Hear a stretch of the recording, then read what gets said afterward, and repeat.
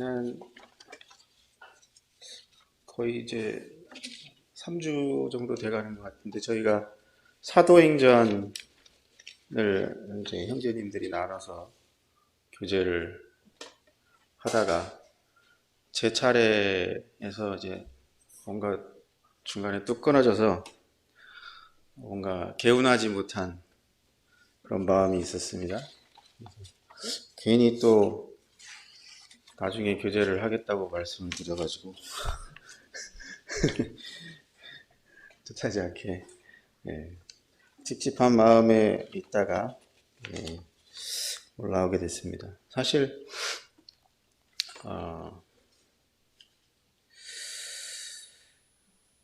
뭐 교제할 것이 많이 남은 것은 아니었는데 이게 또 준비를 또 하다 보니까 또 몇 가지 생각나게 하시는 부분들이 있어서 함께 교제하기를 원합니다. 일단 간단하게 지난 시간에 살펴봤던 내용들을 간략하게 보자면 사도행전은 누가복음과 함께 누가에 의해서 쓰여졌다라는 것이 이제 모든 사람들이 공통적으로 인정하고 있는 바죠. 누가복음과 사도행전이 자연스럽게 연결되는 것을 통해서 우리가 또 그런 것들을 확인하게 되고, 수신자가 데오빌로로 동일하다는 것, 이러한 것을 통해서 우리가 그런 것들을 보게 됩니다. 누가가 의원 누가라고 우리가 알고 있는데, 유일하게 성경을 쓴 기자 중에서 유대인이 아닌 이방인이 되겠습니다. 근데 이제 그 누가복음이나 사도행전 안에서 혹은 다른 성경에서 누가복음과 사도행전을 누가가 썼다라고 직접적으로 언급하고 있는 부분은 없지만 전통적으로 여러 교우들과 여러 성경학자들에 의해서 누가복음과 사도행전은 누가에 의해서 쓰여졌다라고 알려져 왔고요. 1절에서 먼저 쓴 글을 언급하면서 예수께서 행하시며 가르치시기를 시작하신부터 택하신 사도들에게 성령으로 명하시고 승천하신 날까지를 기록하였다. 그래서 누가복음의 존재에 대해서 소개를 하고 있고, 이제 사도행전은 그 이후에 나타난 이루어진 일들에 대해서 역사적인 사실들을 기록하고 있는 것을 볼 수가 있습니다. 그리고 예수님께서 승천하시던 그러한 장면들을 말씀을 하고 있죠.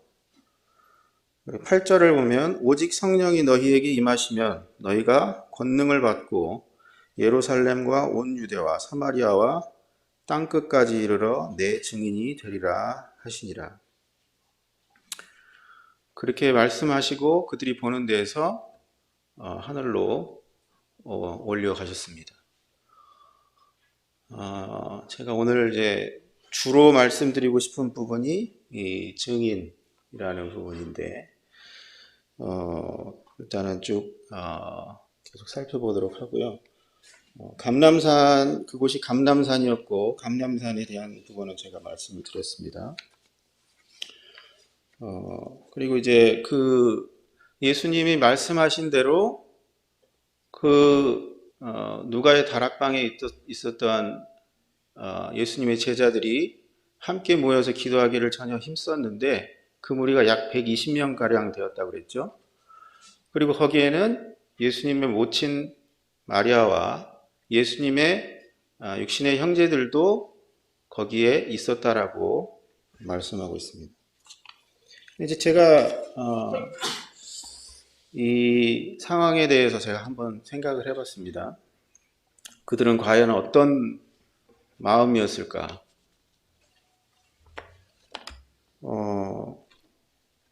일단 그들은 최근 엄청난 일들을 겪었죠.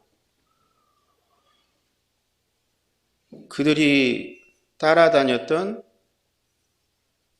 그들이 메시아라고 생각했던 예수님께서 십자가에 못 박히시고 돌아가셨습니다. 그것을 직접 본 사람들도 있었죠.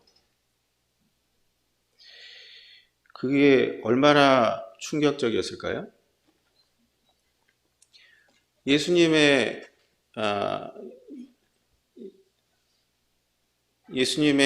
모친 마리아도 그것을 보았지 않습니까? 아무리 메시아이고 하나님의 아들이라고 믿었을지라도 자신의 아들이 그렇게 십자가에서 못 박혀 죽는 것을 직접 보게 되면 충격이 엄청날 것 같아요.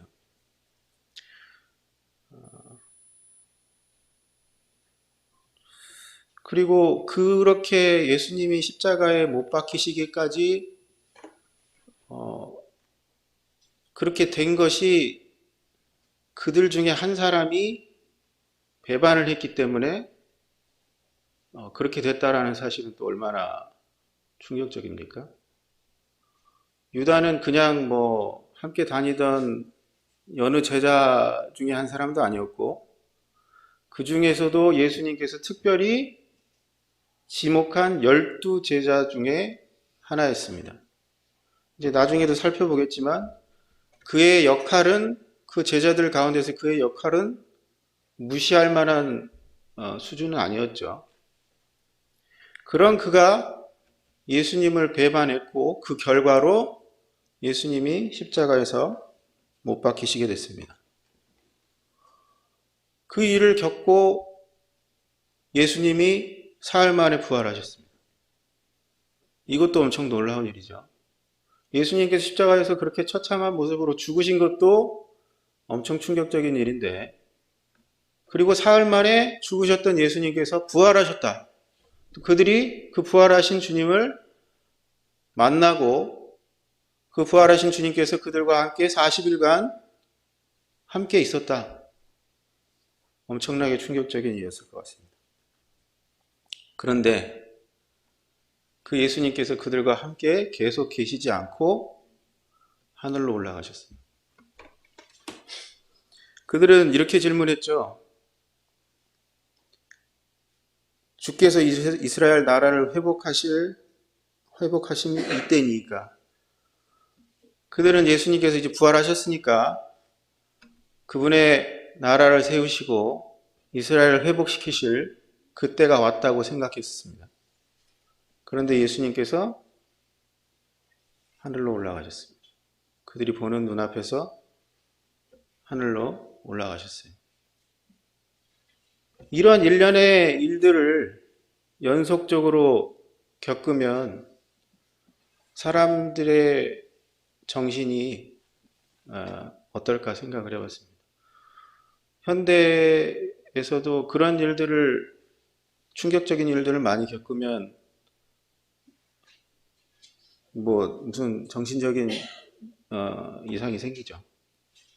PTSD 이렇게 해서 정신적 외상 증후군 이런 것이 오기도 하잖아요. 전쟁에서 엄청난 일들을 겪은 사람들이나 엄청 힘든 일들을 겪은 사람들, 공황장애가 나타날 수도 있고 정신적인 충격으로 인한 그런 질병들이 나타날 수가 있습니다. 그런데 이러한 제자들은 그런 힘든 상황 가운데서 어떻게 하고 있었습니까? 함께 모여서 더불어 마음을 같이하여 오로지 기도에 힘쓰고 있었습니다.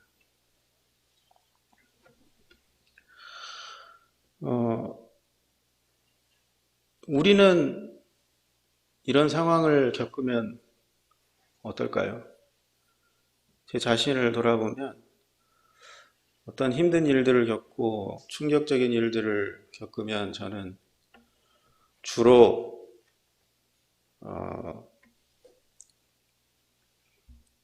다른 사람을 비난합니다. 이거 누구 때문이야? 이거 왜 이렇게 했어? 다른 사람들을 비난하고요. 혹은 또는 나 자신을 비난합니다. 아이고, 자책하고 끊임없이 속으로 빠져들고, 아니면 아유, 다 잊어버리고 싶어. 그래서 어떻게 합니까? 유튜브를 계속 봐요.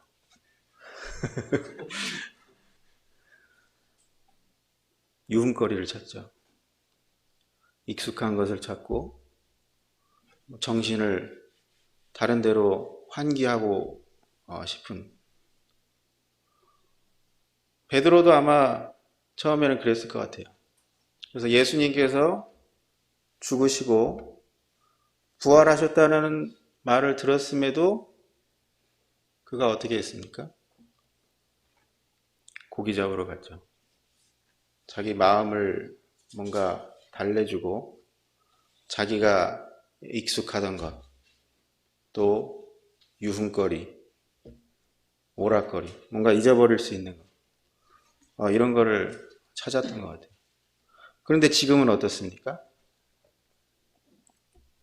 베드로는 아마 그때 예를 통해서 좀 배웠는지도 모르겠습니다. 함께 더불어 마음을 같이 하여 오로지 기도에 힘썼다라고 말씀하고 있습니다. 기도할 때 어때요? 우리는 기도할 때 조용히 하나님 앞으로, 우리의 심령이 하나님 앞으로 나아갑니다. 조용한 가운데 하나님과 나와 독대하는 것이죠. 그 조용한 가운데 우리는 무엇을 생각합니까? 물론 우리의 여러 가지 문제들, 어려움들, 고통들, 이러한 것을 생각하지만 그 가운데서 우리가 누구를 떠올리게 됩니까? 하나님이 어떠한 분이신가? 하나님의 성품들과 하나님의 특성들을 우리가 떠올리게 되죠. 하나님께서 어떠한 분이신가? 하나님께서는 우리와 함께 하시는 분입니다. 고통받는 그분의 사람들과 함께 하시는 분이에요. 애굽에서 이스라엘 백성들이 고통하고 신음할 때 하나님께서 뭐라고 말씀하셨습니까? 내가 보고 듣고 안다고 말씀하셨습니다. 그분의 신실한 종들이 불구덩이에 던져졌을 때 어떻게 하셨습니까? 거기 함께 불구덩이에서 거니셨습니다. 주님께서는 우리와 함께 하시고 그분의 백성들과 함께 하시고 그분의 백성들이 처한 상황과 그들의 백성들이 어려워하는 것들, 고통스러워하는 것들, 괴로운 것들, 마음의 상처들, 다른 사람이 보지 못해도 우리 마음속에 피 흘리고 있는 것들, 이러한 것들을 하나님께서는 다 알고 계십니다. 주님께서 친히 약속하시기를 세상 끝날까지 너희와 함께 하겠다고 말씀하셨습니다. 우리는 기도 가운데 조용히 우리 심령이 하나님 앞에 나아가서 하나님의 어떠하심을 깨닫게 되고 그분의 어떠하심으로 인해서 우리가 안정을 누리고 평화를 누리게 됩니다. 그들이 이렇게 그런 엄청난 일들을 겪었음에도 함께 모여서 마음을 같이하여 기도에 힘썼다라는 것은 우리에게 말씀하고 있는 바가 큽니다. 그리고 이제 뒤에 보면 그렇게 기도하는 가운데 베드로가 일어나서 이야기를 했죠. 뭐라고 이야기했냐면 16절에 보시면 1장 16절에 보시면 형제들아 성령이 다윗의 입을 통하여 예수 잡는 자들의 길잡이가 된 유다를 가리켜 미리 말씀하신 성경이 응하였으니 마땅하도다. 뜬금없이 유다에 관한 이야기를 합니다. 그러면서 유다에 대하여 기록된 성경이 응했다라고 말씀하고 있죠. 유다에 대해서 기록된 성경이 무엇일까요? 시편 69편 25절과 시편 109편 8절에 보면 69편 25절은 찾아보셔도 되겠는데 69편 25절 같은 경우는 저도 좀 찾아보겠습니다.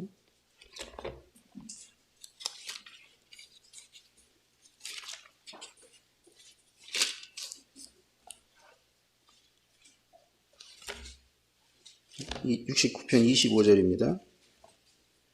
그들의 거처가 황폐하게 하시며 그들의 장막에 사는 자가 없게 하소서. 이것은 이제 예수님을 붙잡아 죽인 자들에 대한 예언적인 말씀이죠. 그런데 베드로가 말하기를 이 성경 말씀이 응했다라고 하는 겁니다. 어떻게 응했습니까?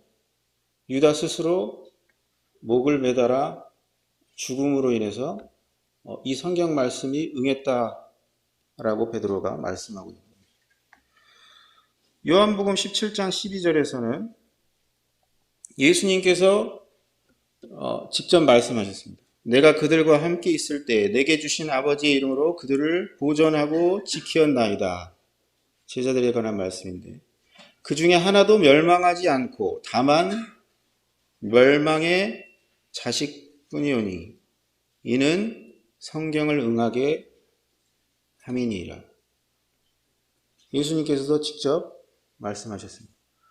그가 멸망한 것은, 그가 그렇게 죽게 된 것은 성경을 응하게 하려 합니다.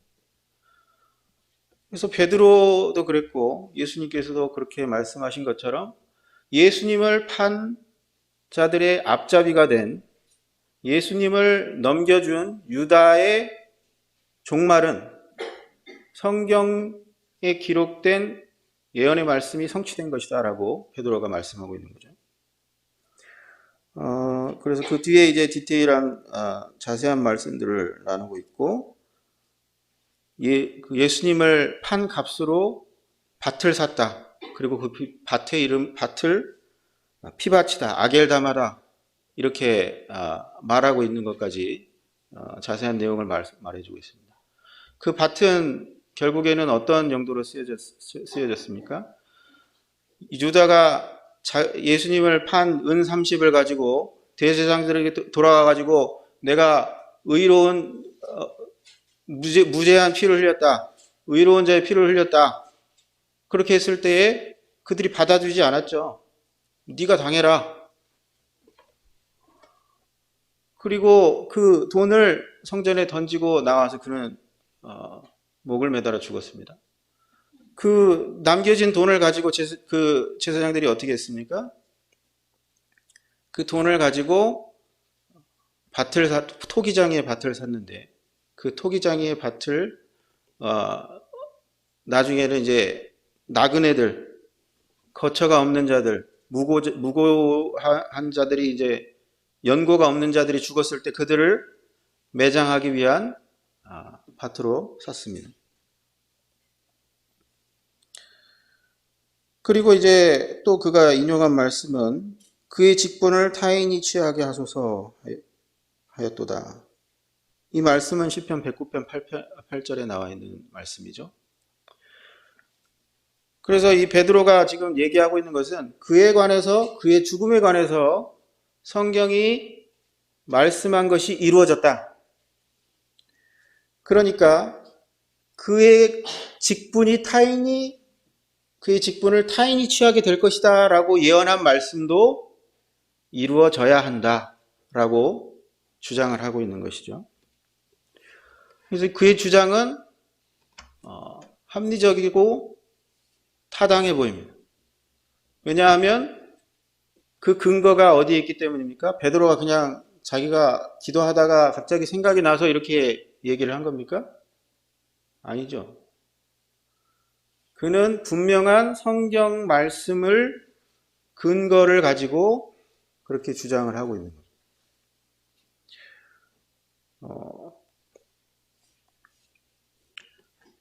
근데 이제 여기서 직분을 타인이 취하게 하소서라고 되어 있죠.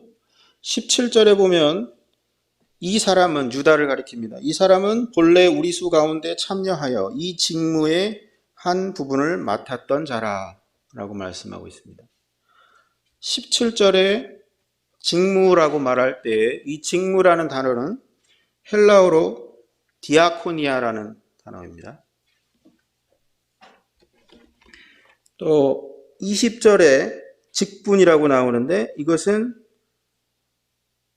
에피스코페라는 헬라어입니다. 17절의 직무, 디아코니아라는 단어는 25절에 봉사와 및 사도의 직무를 대신할 자인지를 보이시옵소서 할 때 봉사라는 단어와 같은 헬라 단어입니다. 그래서 어떻게 유추해 볼 수 있습니까? 유다가 맡았던 직무는 봉사와 관련된 직무이구나. 그가 맡았던 직무의 성격을 우리가 유추해 볼 수가 있겠죠. 실질적으로 유다가 맡았던 일들이 뭡니까?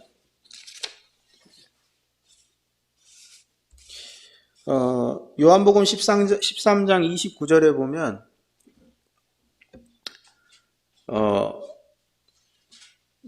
그 잡히시던 날 밤 제자들과 예수님께서 함께 유월절 반찬을 드시다가 이 중에 나를 팔 자가 있다. 그렇게 하시고 내가 찍어서 주는 자가 그 자다. 유다가 받고 예수님께서 네가 나가서 네가 할 일을 해라. 그리고 유다가 급히 나갔죠. 그 유다가 급히 나갈 때에 다른 제자들이 뭐라고 생각했냐 하면 요한복음 13장 29절에 유다가 돈괴를 맡았으므로 명절에 우리가 쓸 물건을 사라 하시는지 혹은 가난한 자들에게 무엇을 주라 하시는 줄로 생각하더라. 그래서 그가 했던 일이 여기 나와 있습니다. 그가 그들 가운데서 어떠한 직무를 했는지 첫 번째는 그가 돈괴를 맡았습니다. 그죠? 그는 그들이 활동하는 데 필요한 그런 재정을 담당하는 일을 했습니다. 마리아가 예수님 머리에 귀한 향유 옥합을 깨뜨렸을 때 이걸 왜 허비하느냐 했던 자가 누굽니까? 유다였죠. 거기에 뭐라고 기록을 했습니까? 그가 가난한 자들을 생각한 게 아니고 그는 도적이다. 그죠? 그가 돈을 관리를 하고 있었는데 아마도 그는 그 돈을 활용하고 가난한 자들을 돕고 그들이 필요한 물건들을 사고 성실하게 그러한 임무를 수행하는 것에 관심이 있는 것이 아니라 아마도 돈 그 자체에 더 관심이 있었던 것 같습니다. 그래서 말씀에 그는 도적이라고 말씀하고 있고 어쨌든 그가 맡았던 일은 돈을 관리하는 일, 또 그 재정을 담당하면서 그들이 필요한 물건들을 구입하고 또 중요한 것은 무엇입니까? 가난한 자들에게 무엇을 주는 그러한 일을 맡았습니다. 25절에 같은 헬라어 단어 디아코니아 봉사라는 단어와 결을 같이 하는 내용이죠. 우리가 나중에 이제 집사 6장에 가보면 6장에 가보면 6장 1절에 보면 그때 제자가 더 많아졌는데 헬라파 유대인들이 자기의 과부들이 매일의 구제에 빠짐으로 히브리파 사람을 원망하니 따로 7사람, 나중에 이제 저희가 집사라고 칭하는 7사람을 택할 때에 그 발단이 되는 사건인데, 그것이 무엇이었냐면 매일 하는 구제에 빠졌다. 어떤 일부의 과부들이. 여기에서 구제라는 단어도 직무, 봉사와 같은 디아코니아라는 헬라어 단어입니다. 그래서 우리가 이러한 것들을 살펴보게 될 때에 그가 맡았던 직무가 무엇이었는가, 디아코니아라는 단어가 무엇을 말하는가, 이러한 것들을 우리가 유추해낼 수가 있죠. 그는 돈계를 맡아서 가난한 자들을 돕고 그들에게 필요한 물건들을 공급해주고 또 제자들이 쓰는 물건들을 공급하고 그러한 일들을 했습니다. 어쨌든 베드로가 주장한 것은 그에게 성경이 그의 종말을 예언한 것이 성취되었고 또 그의 직분을 타인이 취하게 될 것이라는 성경의 말씀 또한 성취되어야 하기 때문에 그를 대신할 사람을 뽑아야 한다라는 것이었습니다. 그래서 22절에 보면 그 직무를 대신해야 되는데 봉사의 일을 하는 것뿐만 아니라 항상 우리와 함께 다니던 22절에 항상 우리와 함께 다니던 사람 중에 하나를 세워 우리와 더불어 예수께서 부활하심을 증언할 사람이 되게 하여야 하리라 하거늘. 그래서 25절 보면 봉사와 및 사도의 직무를 대신할 자인지를 보이시옵소서. 이 새로 뽑게 될 사람이 감당해야 될 일이 이 두 가지가 있는 겁니다. 첫째는 봉사의 일이 있었고요.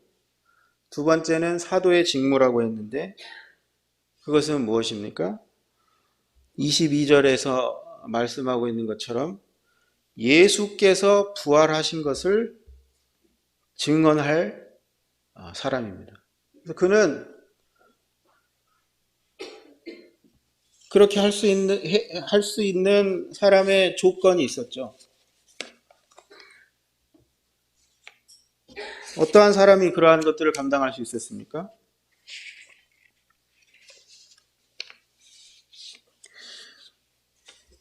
(21절에) 보면 그 사람이 될 수 있는 조건이 있었습니다.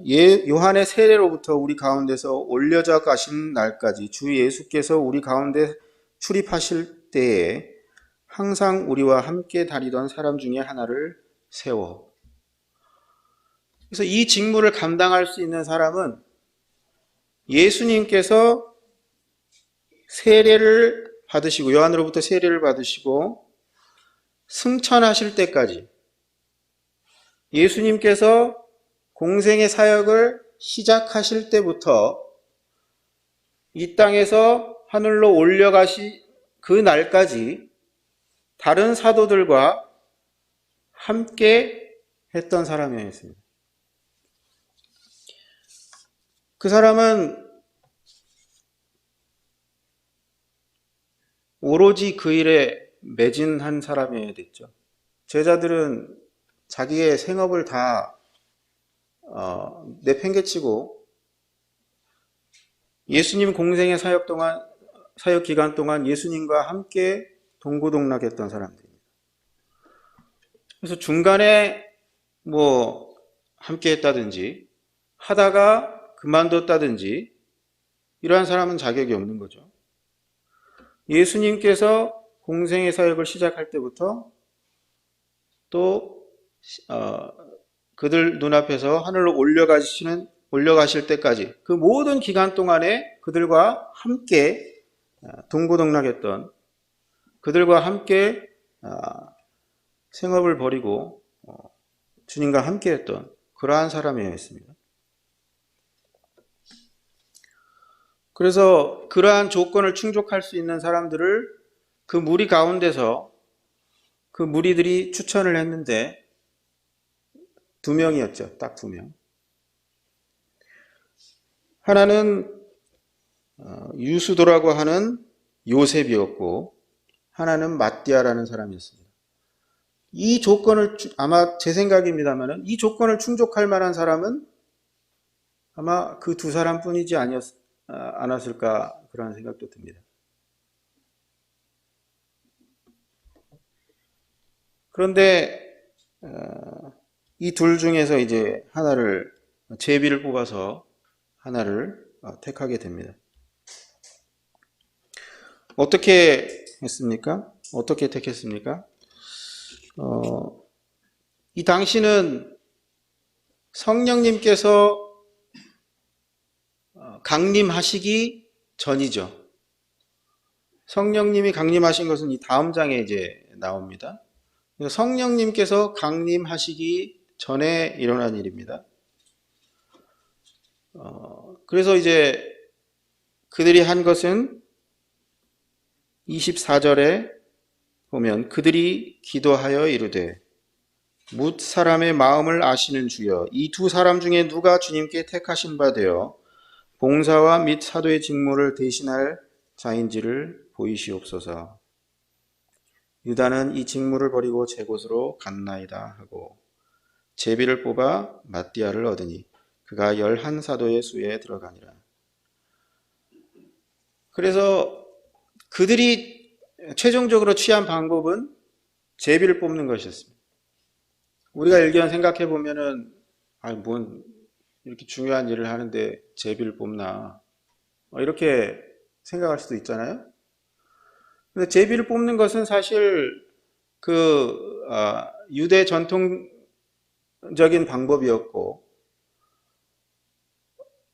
그 고대 사회에서도 그런 제비를 뽑는 것은 널리 사용되었던 방법입니다. 근데 특이한 점은 무엇입니까? 그들이 그렇게 제비를 뽑고 결정을 할 때에 그냥 아무런 다른 행위 없이 그렇게 한 게 아니죠. 무엇이 선행되었습니까? 우리가 이미 읽어본 것과 같이 24절에 그들은 기도했습니다. 누구에게 기도했나요? 뭇 사람의 마음을 아시는 주님께 기도했습니다. 그들이 의지했던 것은 제비 뽑기가 아니에요. 우리는 뭐 다수결로 할지 모르지만 그 당시에는 이제 제비를 뽑았지만 그런 어떤 선출하는 그러한 방식의 문제가 아니었고 그들은 그러한 것을 하기 전에 주님께 기도했다는 것이죠. 근데 그 주님은 뭇 사람의 마음을 아시는 주님이라고 말씀하고 있습니다. 실제로 주님께서는 사람들의 마음을 잘 아셨죠. 나다나엘의 마음에 간사한 것이 없는 것을 아셨고 자기를 왕 세우려고 무리들이 몰려왔을 때 그들이 어떠한 마음이었는지도 주님께서 다 아셨습니다. 사람들의 마음에 무엇이 있는지, 무슨 생각을 하는지, 그들의 동기가 무엇인지, 그들의 행동으로 보이지는 않지만 그들 마음속에 무엇이 있는지 주님께서 아십니다. 그 주님께 그들이 기도했습니다. 그리고 그들이 확신한 것은 무엇입니까? 그들이 물론 제비뽑기라는 방식을 취했지만 그것을 통해서 누가 더 합당한 자인지 주님께서 보이실 것이다 라는 믿음이 있었던 것이죠. 그래서 우리가 주목해야 될 것은 왜 제비뽑기야? 뭐 그런 구시대적인 걸 그때 할 수가 있나? 그것이 아니라 그들이 뭇 사람의 마음을 아시는 주님께 기도했고, 그들이 기도할 때에 누가 더 적합한 사람인지 주님께서 이 방식을 통해서 나타내 보이시도록 그들이 기도를 했다라는 것입니다.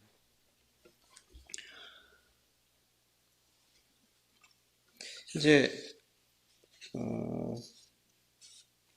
내용적인 측면들은 저희가 다 살펴본 것 같고, 제가 이제 서두에 말씀드렸던 것처럼 증인이라는 것에 대해서 제가 한번 생각을 해보게 됐습니다. 예수께서 부활하심을 증언할 사람, 또 8절에 보면 내 증인이 되리라 이렇게 말씀하셨죠. 증인이라고 하면 이제 그 단어의 뜻을 살펴보니까 세 가지 측면이 있다고 합니다. 첫 번째로는 우리가 흔히 생각하는 증인 하면 어떤 거예요? 법정에 서서 증언을 하는 사람입니다. 그렇죠? 법정에 서서 증언을 하는 사람이 증인입니다. 그 자기가 본 것, 들은 것 이런 것을 진술을 해야 되죠. 또 한 가지 측면은 역사적인 측면이 있습니다. 어떠한 벌어진 일들을 그가 관찰하고 구경한 거예요. 그것을 기록하면 뭐가 되겠습니까? 역사적인 벌어진 일들을 기록하고 역사적으로 벌어진 일들을 모아서 기록하고 이렇게 하는 건 누가 하는 일들이에요? 주로 역사가들이 그런 일들을 하죠. 또 세 번째 측면으로는 비유적인 측면인데, 이것은 이 증인이라는 단어가 헬라어로는 마르투스라는 단어입니다. 마르투스. 영어에서 순교자라는 단어가 martyrs라는 단어가 있습니다. 그 단어가 여기에서 이제 유래한 거라고 보면 되는데, 예수님의 본을 따라서 폭력적인 죽음을 겪음으로써 그리스도를 믿는 믿음의 힘과 참됨을 증명한 사람들이라는 뜻이 있어요. 그래서 비유적으로 증인이라고 할 때 비유적으로 순교자를 뜻하기도 한다. 이 세 가지 측면을 한번 살펴보겠습니다. 법정에서 증언을 하는 자, 그가 보고 목격한 것을 진술해야 되죠. 그것이 누구들입니까? 어떠한 사람들입니까? 그들이 보고 겪고 들은 것을 증언한 사람들. 우리가 방금 봤죠. 사도의 직무를 대신할 자를 뽑아야 되는데 어떤 일을 해야 된다고요? 예수님의 공생의 기간 전 기간은 그들 함께한 사람이 예수님께서 부활하셨다라는 것을 증언해야 된다 라고 했잖아요. 실제적으로 사도들이 그러한 일들을 했습니다. 그들이 법정에 서서 증언하고 또 대중들 앞에서 증언하고, 이것이 이 일련의 그러한 역사들을 기록한 것이 사도행전이잖아요. 사도행전 내내 사도들이 증언한 것을 기록한 것입니다. 무엇을 증언했다고요? 예수 그리스도께서 부활하셨다. 예수께서 그리스도이시다. 예수께서 메시아이시다. 그분이 우리 죄를 위하여서 죽으셨고 부활하셨다. 그들이 보고 들었고 겪은 것을 그들은 끊임없이 증언했습니다. 그래서 그들은 법적인 측면의 증인이었고요. 역사적인 측면에서의 증인은 어떻습니까? 누가가 바로 그렇게 하고 있죠. 누가복음 1장에 보면 그가 기록한 것은 무엇이었는지 우리가 살펴볼 수가 있습니다. 누가복음 1장 1절에 보면 우리 중에 이루어진 사실에 대하여 처음부터 목격자와 말씀에 일꾼된 자들이 전하여 준 그대로 내력을 저술하려고 붓을 든 사람이 많은지라. 그렇게 해서 기록된 것들이 사복음서잖아요. 그 외에도 아마 있을지도 모르겠습니다만 그 많은 사람들 가운데 그 모든 일을 근원부터 자세히 미루어 살핀 나도 누가 자신이죠. 데오빌로 각하에게 차례대로 써보내는 것이 좋은 줄 알았노니. 그래서 그 증인들의 증언, 목격자들의 목격담, 이러한 것들을 자세히 살피고 추려서 기록한 것이 누가복음 사도행전인 것입니다. 역사의 기록이죠. 요한복음 20장 31절 오직 이것을 기록함은 너희로 예수께서 하나님의 아들 그리스도이심을 믿게 하려 하며 또 너희로 믿고 그 이름을 힘입어 생명을 얻게 하려 함이니라. 요한이 기록한 목적도 그와 같습니다. 요한은 자신이 직접 겪은 것이죠. 그 자신이 증인입니다. 요한복음 21장 24절에도 이 일들을 증언하고 이 일들을 기록한 제자가 이 사람이라. 우리는 그의 증언이 참된 줄 아노라. 요한일서 1장 1절과 2절 보시면 태초부터 있는 생명의 말씀에 관하여는 우리가 들은 바요, 눈으로 본 바요, 자세히 보고 손으로 만진 바라. 이 생명이 나타내신 바 된지라. 이 영원한 생명을 우리가 보았고 증언하여 너희에게 전하노니 이는 아버지와 함께 계시다가 우리에게 나타내신 바 된 이시니라. 그래서 이 사도들 또 누가 이러한 분들이 성경을 기록한 목적이 바로 그들이 보고 들은 것, 그들이 겪은 것,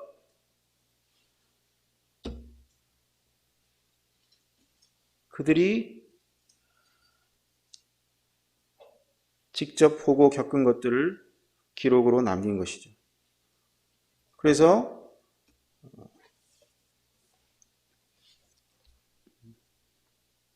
이렇게 역사적인 측면의 증인이 있고요. 또 비유적 측면에서 증인, 순교자들은 어떠한 예가 있습니까? 잘 아시는 대로 첫 번째 순교자인 스데반이 있죠. 사도행전 22장 20절에 보면 또 주의 증인 스데반이 이렇게 표현하고 있습니다. 그래서 그가 실질적으로 증언했지만 그가 증언함으로 인해서 그는 죽음을 겪어야 했습니다. 그는 순교당해야 했습니다. 그럼에도 불구하고 그는 자기가 본 것, 자기가 들은 것 증언하지 않을 수 없었습니다. 그래서 이 세 가지 측면에 증인이 있는 것입니다. 주님도 증인이셨죠. 주님도 증인이셨습니다. 디모데전서 6장 13절에 보면 만물을 살게 하신 하나님 앞과 본디오 빌라도를 향하여 선한 증거로 증거하신 그리스도 예수 앞에서 이렇게 말씀하고 있습니다. 예수님 자신도 사람의 법정에 서셔서 증언하셨습니다. 어떻게 증언하셨습니까? 선한 증거로 증언하셨다고 말씀하고 있습니다. 거짓말 하시지 않고 또 그 위기를 모면하려고 진실을 가리거나 다른 소리를 하거나 그 본인은 거짓 증인들에 의해서 십자가에 못 박히시게 되었지만 본디오 빌라도 앞에서 선한 증거로 증거하셨습니다. 사람들 앞에서 주님께서는 선한 증거로 증거하셨습니다. 진실을 나타내셨습니다. 요한복음 3장 11절에 보면 우리 아는 것을 보고 아는 것을 말하고 본 것을 증거하노라. 그러나 너희가 우리의 증언을 받지 아니하는도다 라고 말씀하셨습니다.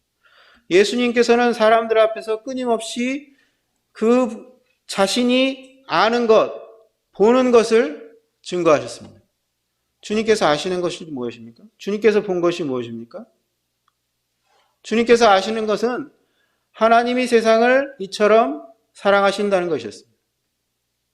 그것을 그들에게 진실되게 증거하셨고 하나님께서 세상을 사랑하셔서 독생자를 보내셨다. 그렇게 증거하셨음에도 불구하고 사람들이 그 증언을 받지 않았다는 것입니다. 같은 장 32절에도 보면 요한복음 3장 32절에도 그가 친히 보고 들은 것을 증언하셨다라고 말씀하고 있습니다. 그는 하나님의 뜻을 사람들에게 정확하게 알려주셨어요.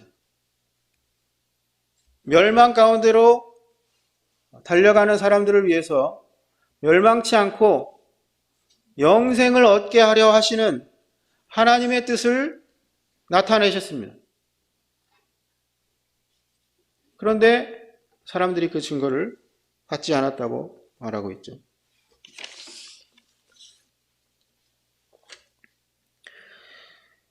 그러면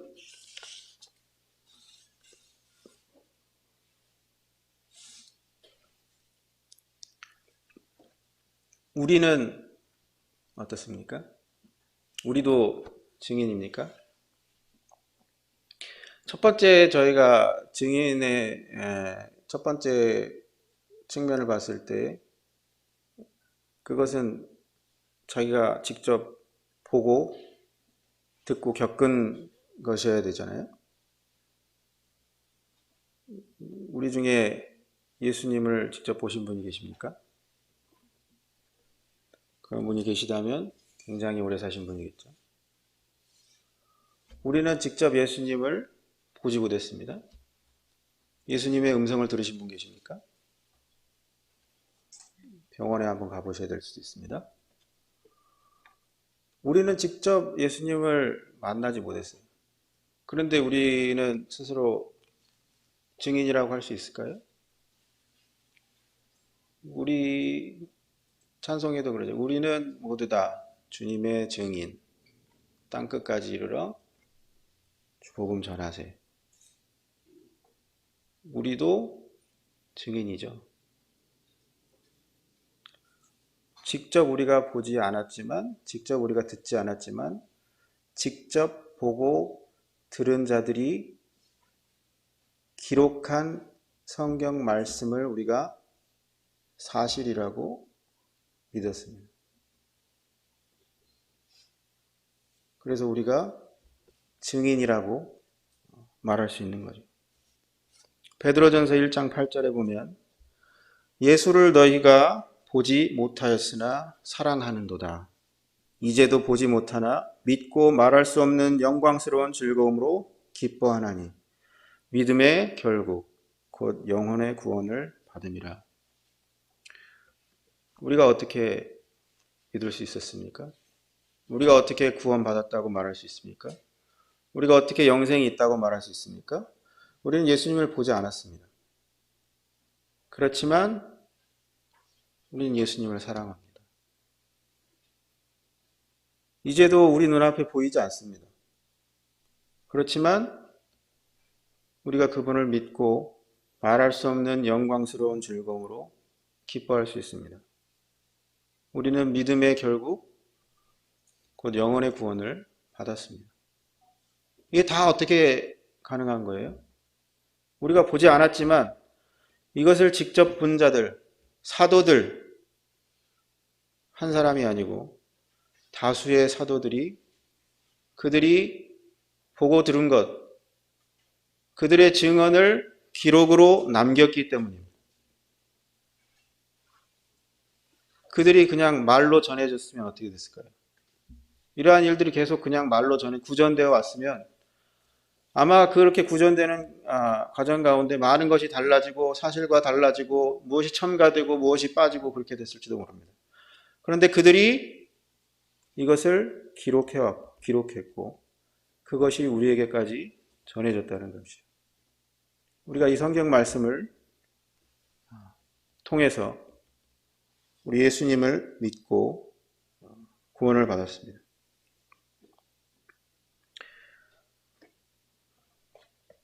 그래서 우리도 똑같이 사도들이 증언했던 것처럼 우리도 증인으로서 증언해야 하는 책임이 있습니다.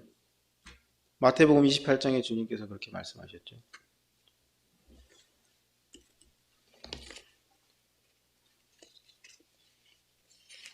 마태복음 28장에 너무나도 우리가 잘 알고 외우기도 하는 말씀인데 28장 마지막 절 20절에 보면 내가 너희에게 분부한 모든 것을 가르쳐 지키게 하라.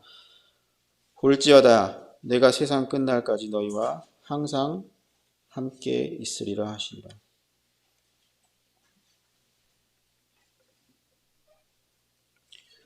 우리가 이 말씀들을 살펴보면 증거해야 할 범위가 정해져 있어요.